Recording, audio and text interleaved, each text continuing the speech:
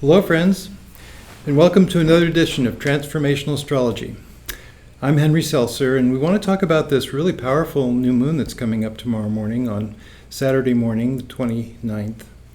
And that is to say it's an eclipse and it's got a lot of outer planet connections. So let's take a look at the chart.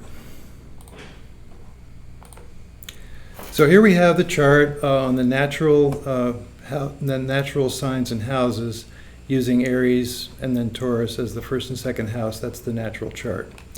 The actual ascendant of this chart on the west coast, where we are, is actually 0 degrees of Aquarius, which is very interesting because that's where Pluto is. So that's kind of a strength of Pluto, but only for people in this time zone, for the people that are in California or the west coast. And then what we want to look at also with this, the thing that is most striking, there's quite a lot to mention here, but the thing that's most striking is the 24 degrees of several of the outer planets. Saturn is at 24 Pisces, Uranus is at 24 Taurus, so that's a sextile. At the midpoint, 24 degrees of Aries, which is Eris, occupies that degree. This boosts the Saturn-Uranus, and of course Saturn and Uranus are really antithetical. Saturn is more the practical, Uranus is more the beyond. Saturn is rule abiding, Uranus is rule breaking. So we have kind of a lot of energy right there.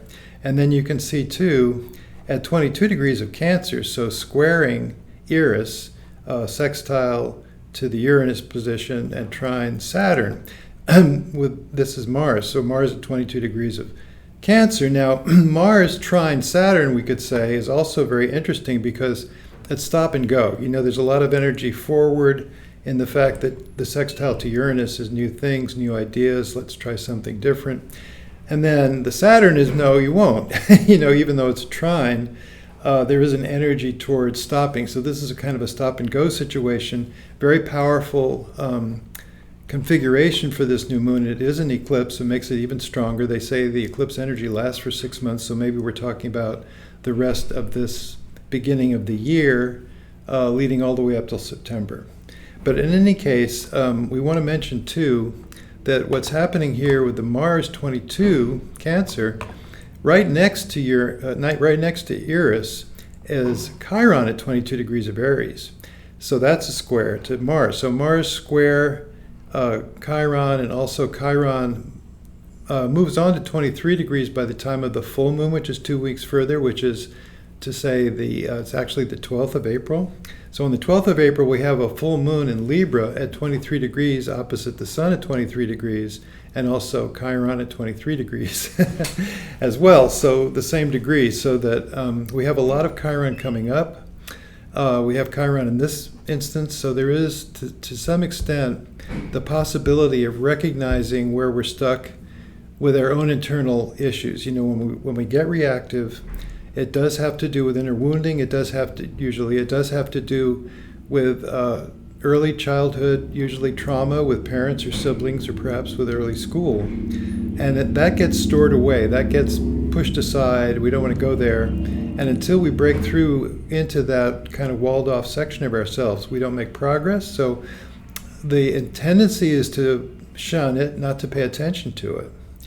But that's also not a good way. It turns out that you have to pay loving attention to these hurt parts of yourself to get through it and recognize, oh, this is where I'm stuck. This is where that wounded place comes up and I get reactive. And, you know, reactive is not necessarily in your best interest. So it's good to keep tabs on that. And this is a time for getting on top of that this entire cycle, which is a 30-day cycle of the new moon, but it may even be a 6-month cycle when you consider that it does have the eclipse energy, which lasts even longer. So these are very important things to recognize, and yet that's not all. We do have the factor of Pluto with Haumea, which I've been studying this, and when it's triggered, it does have to do with lies getting exposed. It does have to do with recognizing there's a right way and a wrong way to do things. We try to do the right way. We try to tell the truth as far as we know it. We don't deliberately lie. And this is where we get in trouble when we do. And so the Pluto energy with the this is a new nature planet called Haumea, and it does have to do with connection to nature, but also connection to natural law, to being kind of wise about kindness. That's the way to go. Love your enemy. Try to treat people the way you would like to be treated yourself. Those kind of very natural things come up with Uranus. I'm sorry, not Uranus, with Haumea. And the fact of the matter is, they really do, when it's prominent in somebody's chart, they really are a truth teller. I can't help it. I have to tell the truth. I get in trouble, but I have to tell the truth. And so with Pluto, it does come out that what was previously a lie can become exposed. I've seen it over and over again. So that's triggered now as well with Pluto. Pluto is also parallel to Jupiter, and I can put the mouse on it and do the right click, and the time passage of software, you can see the parallels. And it is contraparallel to Jupiter at minus 22.7 as far as declinational degree. We look at Pluto, and Pluto is 22.3, so it's basically less than half a degree off. Even a degree is considered parallel or contraparallel. So we have a fairly strong position. Pluto, which is also, by the way, sextile with this combination of Mercury and Neptune, which is another of these outer planet connections. Not only the Pluto Haumea, and Pluto in general, just the transformation of whatever is at Aquarius in your natal chart, and we can see the society is shifting right now. But on the collective level. But also we have Neptune with Mercury, which is illusions, deceptions, spiritual connection, inner connection, understanding there's more to it than just the simple practical details of life. Another oppositional connection between these planets is Saturn with Neptune, and they're going to be joining in the summer at the beginning of Aries. So very interesting stuff going on here. I'll just mention one more important thing, which is the Sun and Moon at 9 degrees of Aries are opposite to Makemake. Makemake, similar to Haumea, as a nature planet, connection to nature, connection to that natural understanding of what's the right way to do things, but more activist. So Makemake, with this strong combination here at the very beginning of the weekend, the 29th, 30th weekend of March, indicates a great deal of activism, both environmental activism, but also social activism. And so I expect to see the demonstrations grow. There already are things like that going on. So it's a very interesting, very intense new moon eclipse. And it's just good for us to recognize that fact and not be surprised when things go a little crazy. It is true, by the way, that with Uranus emphasized, there could be surprises, there could be unexpected realizations.